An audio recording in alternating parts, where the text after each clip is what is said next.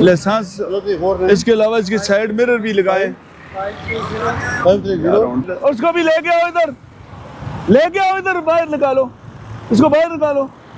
देखें ना, आपने साइड मिरर नहीं है, मीटर नहीं है, नंबर प्लेट नहीं है, तो आप ये क्यों लेके आए? हेलमेट किधर है आपका? तो यूनिवर्सिटी यार, इतने आप क्या पढ़ते हैं यूनिवर्सिटी में? आप कम से कम आपको हेलमेट होना चाहिए, आपके पास लाइसेंस होना चाहिए, नंबर प्लेट्स होनी चाहिए, इसकी साइड मिरर होने चाहिए, आपको नजर आए। ये तो आपने सारा बहुत सारी वैल्यूएशंस है आपकी। फिर आपने अपनी लाइन में जाना है, अंताई बाई लाइन में चलें। आप देखें ना, आपके पास कुछ भी नहीं है आपके पास। यार बेटा देखे ना, ये साइड मिरर नहीं है। पीछे जो मोटरसाइकिल वाले उन्होंने हेलमेट पहना है। भी लाइन वालेशन नीचे आया। हाँ जी, आप कौन सी लाइन में जा रहे हैं बेटा? कौन सी लाइन में जा रहे हैं?